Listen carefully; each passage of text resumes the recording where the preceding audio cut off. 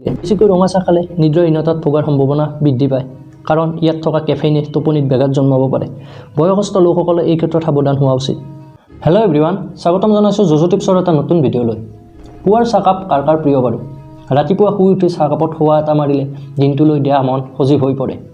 ৰঙা চাহ বা গাখীৰ চাহেই হওক, চাহকাপ নাখালে যেন দিনটো কিবা এটা খালী খালী লাগি থাকে। আলহী অতিথি আহিলেও চাহকাপ যাচিলে গৃহস্থৰ মনটো ভাল লাগে। মুঠতে চাহত চহকী অসম দেশৰ বাসিন্দাসকলৰ চাহৰ লগত এক আত্মিক সম্বন্ধ আছে। আচলতে ব্ৰিটিছৰ দিনৰ পৰা হয়তো চাহৰ লগত আমাৰ এক ওতঃপ্ৰোত সম্পৰ্ক গঢ়ি উঠিল। পুৱা গধূলি চাহ খোৱাটো আমাৰ দৈনন্দিন জীৱনৰ এক এৰাব নোৱাৰা অভ্যাসত পৰিণত হ'ল। আমি ৰঙা চাহ, গাখীৰ দিয়া চাহ, মছলা দিয়া চাহ আৰু বিভিন্ন ধৰণৰ চাহৰ সোৱাদ লওঁ। যিহেতু সকলোৰে পচন্দ অপচন্দ বেলেগ বেলেগ, কিন্তু আগৰ দিনৰ প্ৰায়বোৰ মানুহে ৰঙা চাহকাপৰ সোৱাদহে বেছিকৈ লৈছিল। কাঁহৰ বাতিত ৰঙা চাহ এবাতি আৰু এচপৰা গুড় লৈ খোৱাটো গাঁৱৰ এখন চিনাকি ছবি আছিল। এতিয়াও অৱশ্যে বহু লোকে সেই অভ্যাস এৰি দিয়া নাই। এই অভ্যাসটো নিঃসন্দেহে স্বাস্থ্যসন্মত, কাৰণ গুড় আৰু ৰঙা চাহ দুয়োটাই স্বাস্থ্যৰ বাবে উপকাৰী। আজিকালি বহু মানুহৰ এই অভ্যাস সলনি হৈছে। ইয়াৰ উপৰি বহু স্বাস্থ্য সচেতন লোকে আজিকালি গ্ৰীণ টি, হোৱাইট টি আৰু বিভিন্ন ধৰণৰ চাহৰ জুতি লোৱা দেখা যায়। কিন্তু এইবোৰ দামী চাহৰ তুলনাত অতি সহজে প্ৰস্তুত কৰিব পৰা কম খৰচী ৰঙা চাহকাপৰ গুণাগুণ জানিলে নিশ্চয় আপুনিও আচৰিত হৈ পৰিব। ইয়াৰ গুণাগুণৰ বাবে হয়তো পৃথিৱীৰ বহু দেশত ৰঙা চাহ বহু জনপ্ৰিয়, মাত্ৰ ইয়াক বিভিন্ন ধৰণে তৈয়াৰ কৰি জুতি লোৱা হয় বেলেগ বেলেগ ধৰণে, যেনে ইয়াক বৰফ দি বনোৱা কোল্ড আইচ টি। ঠিক তেনেকৈ অন্য কিছুমান দেশত ইয়াক বিভিন্ন উপকৰণ যোগ দি বিভিন্ন পনীয় হিচাপে খোৱা হয়। আমাৰ ইয়াতো বিভিন্ন ধৰণে ৰঙা চাহৰ জুতি লোৱা হয়। ৰঙা চাহৰ লগত অকণমান নেমু ৰস দিলে ইয়াৰ ৰংটো বৰ ধুনীয়া হৈ পৰে আৰু খাবলৈও সোৱাদ হয়। আদা বা তেজপাত দি বনোৱা ৰঙা চাহকাপৰ সুন্দৰ গোন্ধে ইয়াৰ সোৱাদ দুগুণে বৃদ্ধি কৰে। ঠিক তেনেকৈ বতৰ পৰিৱৰ্তনৰ সময়ত জ্বৰ, কাহ, চৰ্দি আদি হ'লে ৰঙা চাহকাপত আদা, জালুক বা তুলসী আদি দি ৰোগীক খাবলৈ দিয়া হয়। এইদৰে বনোৱা ৰঙা চাহকাপে ঔষধৰ দৰে কাম কৰে। তেজপাত, লং, ইলাচি, ডালচেনি আদি দি বনোৱা চাহকাপ ঔষধি গুণেৰে ভৰপূৰ, বহু ৰোগতো উপকাৰী। হোষ্টেলৰ ছাত্ৰ ছাত্ৰীসকলে পৰীক্ষাৰ সময়ত ৰাতি টোপনি ক্ষতি কৰি পঢ়িবলগীয়া হ'লে কাঢ়াকৈ ৰঙা চাহ বনাই খায় নাইবা কফি খায়, কাৰণ কাঢ়াকৈ বনোৱা ৰঙা চাহত কেফেইনৰ পৰিমাণ অলপ বেছি থাকে, যিয়ে আমাক টোপনি কম কৰাত সহায় কৰে। কিন্তু কফিৰ তুলনাত চাহৰ কেফেইনৰ পৰিমাণ কম থাকে। দিন হাজিৰা কৰি খোৱা শ্ৰমিকে কাম কৰি থাকোঁতে অকণমান নিমখ দি বনোৱা ৰঙা চাহ সেৱন কৰে। এইকণ চাহে তেওঁলোকৰ বাবে প্ৰাকৃতিক আহাৰ হিচাপে কাম কৰে, ডিহাইড্ৰেশ্যন হোৱাত বাধা দিয়ে। কেৱল সেয়াই নহয়, সৌন্দৰ্য চৰ্চাতো ৰঙা চাহ প্ৰয়োগ কৰা হয়। চেনিবিহীন ৰঙা চাহ বা চাহৰ লিকাৰ চুলিৰ উৎকৃষ্ট প্ৰাকৃতিক কণ্ডিচনাৰ। বহুতে চুলিৰ ৰং গাঢ় কৰিবলৈ হেনাৰ লগত ৰঙা চাহৰ লিকাৰ দি লয়। মুঠৰ ওপৰত ক'বলৈ গ'লে ৰঙা চাহৰ গুণাগুণ আৰু ব্যৱহাৰৰ কথা কৈও শেষ কৰিব নোৱাৰি।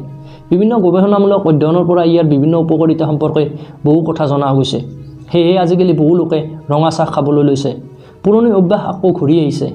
তেনেহ'লে আমাৰ প্ৰিয় ৰঙা চাহ বা লাল চাহৰ গুণাগুণ বা উপকাৰিতা সম্পৰ্কে অলপ জানি লোৱা হওক। ৰঙা চাহত বিভিন্ন উপকাৰী এণ্টি অক্সিডেণ্ট পোৱা যায়, যিয়ে আমাৰ শৰীৰক ফ্ৰী ৰেডিকেলৰ প্ৰতিকূল প্ৰভাৱৰ পৰা ৰক্ষা কৰে আৰু ৰোগ প্ৰতিৰোধ ক্ষমতা বৃদ্ধি কৰে।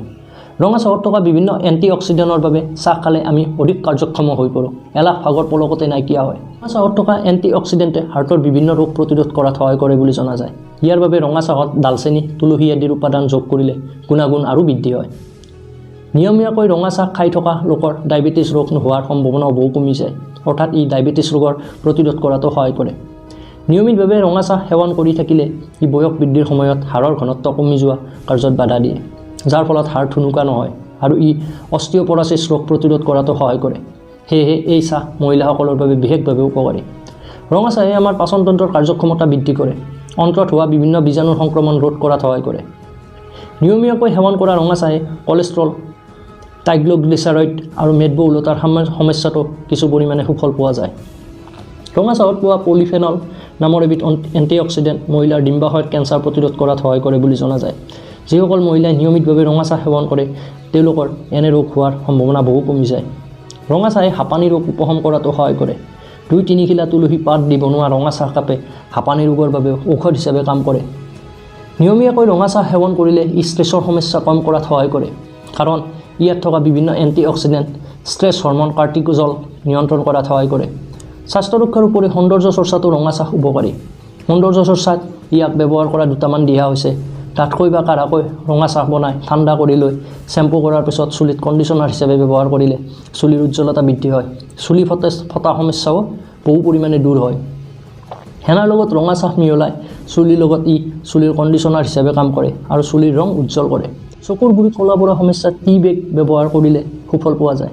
ৰঙা চাহৰ ইমানবোৰ উপকাৰিতাৰ বিষয়ে জনাৰ পিছত নিশ্চয় সকলোৱে খাব বিচাৰিব। পিছে মাত্ৰাধিক পৰিমাণে ৰঙা চাহ খোৱাটো স্বাস্থ্যৰ পক্ষে ক্ষতিকাৰকো হ'ব পাৰে, কাৰণ ইয়াত কেফেইন থাকে, যিটো মাত্ৰাধিক হ'লে আমাৰ স্বাস্থ্যৰ বাবে অপকাৰী হ'ব পাৰে।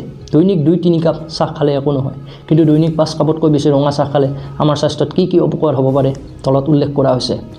মাত্ৰাধিক পৰিমাণে ৰঙা চাহ খালে গেছ বা এচিডিটিৰ সমস্যা হ'ব পাৰে, নাইবা পেটৰ অসুখ হ'ব পাৰে, ভোক কমি যাব পাৰে। সেয়ে খালী পেটত বহুবাৰ ৰঙা চাহ নোখোৱাই ভাল। যিসকলৰ গেছৰ সমস্যা আছে তেওঁলোকে ৰঙা চাহ কমকৈ খাব লাগে। বেছিকৈ ৰঙা চাহ খালে নিদ্ৰাহীনতাত ভোগাৰ সম্ভাৱনা বৃদ্ধি পায়, কাৰণ ইয়াত থকা কেফেইনে টোপনিত ব্যাঘাত জন্মাব পাৰে। বয়সস্থ লোকসকলে এই ক্ষেত্ৰত সাৱধান হোৱা উচিত। ৰঙা চাহ বেছিকৈ খালে কোনো লোকৰ ক্ষেত্ৰত মূৰৰ বিষ, অনিয়ম হৃদস্পন্দন হ'ব পাৰে। তেন্তে বন্ধুসকল, আজিলৈ ভিডিঅ'টো ইমানে। কমেণ্ট কৰি জনাব ভিডিঅ'টো কেনে লাগিল।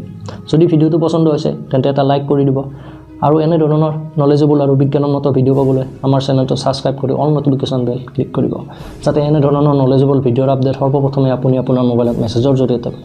তেন্তে অন্য এটা ভিডিঅ'ত লগ পোৱাৰ প্ৰতিশ্ৰুতিৰে আজিলৈ বিদায় মাগিছোঁ। ধন্যবাদ।